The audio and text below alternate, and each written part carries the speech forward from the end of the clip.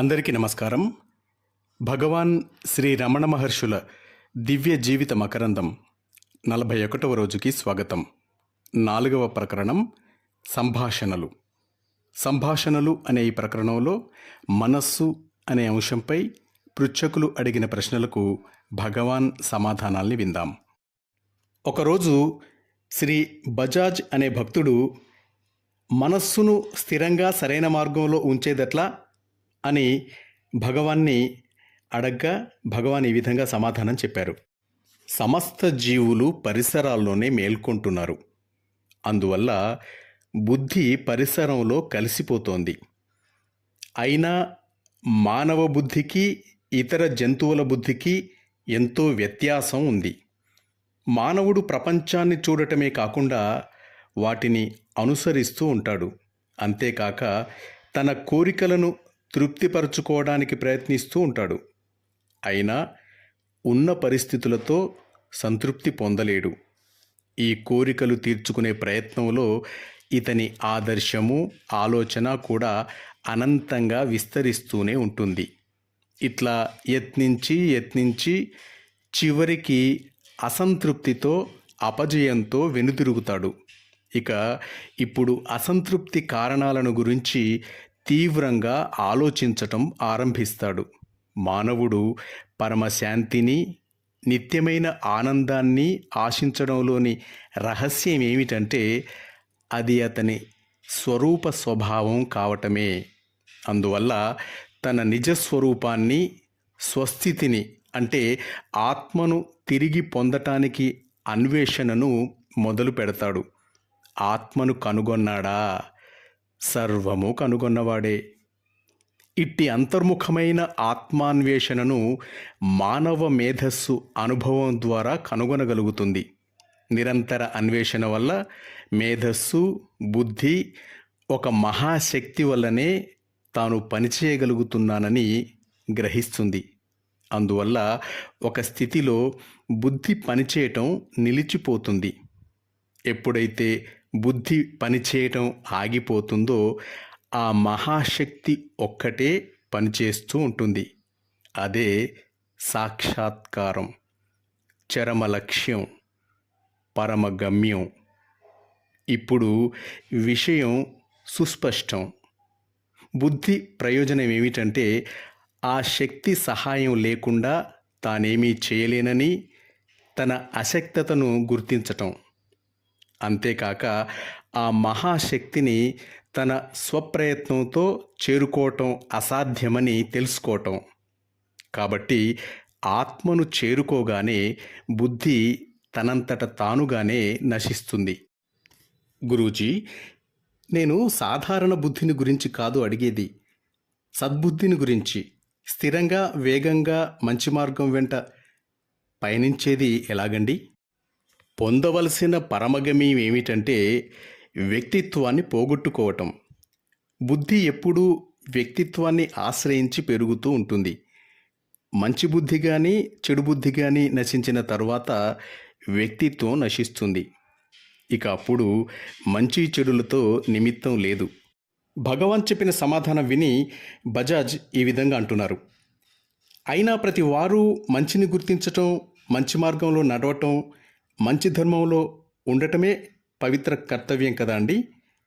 అట్లా నడవని వాడు భ్రష్టుడే కదా అనగానే భగవాన్ సమాధానం చెప్తూ, నిజమైన బలము, శక్తి సరైన మార్గంలో స్థిరంగా నడవటంలోనే ఉంది అన్నారు. దానికి బజాజ్ మళ్ళీ మరొక ప్రశ్న వేశారు. మార్గంలో అనేక ప్రతిబంధకాలు ఎదురవుతూ ఉంటాయి. ఈ ప్రతిబంధకాలను త్రోసివేసుకుంటూ బలాన్ని సంపాదించి ముందుకు పురోగమించటం ఎలా భగవాన్? భక్తితో, మహర్షుల యొక్క సహచర్యంతో. భగవాన్, వ్యక్తిత్వం నాశనమైన తర్వాత మోక్షం సిద్ధిస్తుందని ఇంతకు ముందే చెప్పారు మీరు.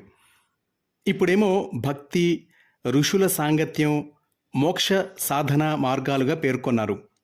వీటిలో వ్యక్తిత్వం లేదా? నేను భక్తుడను, సత్సంగిని అని భావించరా అండి? అన్ని సాధనలు సాధకుణ్ణి ఉద్దేశించే. అందువల్ల ఆ ప్రశ్నే ఉదయించదు.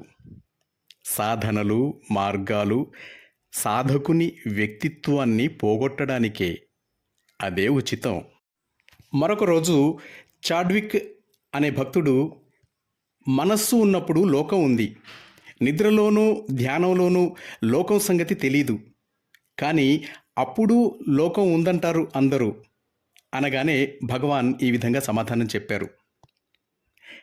నేనున్నాను అని లోకం మీతో చెప్పలేదు, మీరే లోకం ఉంది అంటున్నారు. మనస్సు పోతే లోకం లేదు. ఒక కథ వినండి. ఒకతని తండ్రి చచ్చిపోయాడు. కొన్నాళ్లకి ఆ తండ్రి తన కొడుక్కు స్వప్నంలో కనిపించాడు. తండ్రితో పాటు తన 4 తమ్ములు స్వప్నంలోకి వచ్చారు. తండ్రి 5 కొడుకులకి ఆస్తిని పంచాడు. తగాదా వచ్చింది ఆ పంపకాల్లో. 5 సోదరులు పోట్లాడారు. అప్పుడు మెలకువ వస్తుంది. ఆ సమయంలో తండ్రి, తమ్ములు, ఆస్తి పోట్లాటలు ఏమీ లేదు. స్వప్నంలో ఉన్నది నేను ఒకటే. అంతా ఇంతే. అట్లా నిన్ను నీవు చూస్తే మిగిలిందేమీ లేదు. ఉన్నది ఆనందమే. భగవాన్, సూక్ష్మదేహము అంటే ఏమిటండి? మీరు కలగంటున్నది మంచం మీద పడుకున్న దేహం కంటే భిన్నమైన దేహంతోనే కదా? భగవాన్, దురభ్యాసాలు పోగొట్టుకోవాలని ఉంటుంది. వాసనలు బలీయంగా ఉంటాయి. మరి అప్పుడు ఏం చేయాలండి? వాటిని పోగొట్టుకునే నిమిత్తమే పురుష ప్రయత్నం చేయాలి. సత్సాంగత్యం, సద్గోష్ఠి, సత్కార్యాచరణ ఇత్యాదులు అలవర్చుకొని ఆ వాసనలను పోగొట్టుకోవాలి. సాధన చేయగా చేయగా కాలపరిపక్వం వల్ల దైవం అనుకూలించి వాసనలు అణగి ప్రయత్నం ఫలిస్తుంది. దాన్నే పురుషకారం అంటారు. సాధన చేయకుండా దైవము అనుకూలించమంటే ఎలాగా? గురూజీ, ధార్మిక జీవితం గడపాలని నా కోరిక. ఆధ్యాత్మిక నిరతి కావాలనే ఆశ నాకుంది. కానీ ఏవేవో అంతరాయాలు, ఆటంకాలు వస్తున్నాయి. మధ్య మధ్యలో కాలు జారుతూ ఉంటుంది. ఈ విషయంలో సాధకుని కర్తవ్యం ఏమిటండి? కర్తవ్యాన్ని మధ్యలో వదలకుండా ఉండటమే. చేస్తూ ఉంటే అన్నీ తానుగా సరిపోతుంది. అంతరాయం కలిగినప్పుడల్లా సంకల్పం దృఢం చేసుకుంటూ ఉండాలి. అదే సాధకునికి మరింత ప్రోత్సాహం ఇచ్చి పురోగమింపజేస్తుంది. చివరకు సాధనా ఫలము అతనికి కలుగుతుంది. చేయవలసిందల్లా సంకల్పమే.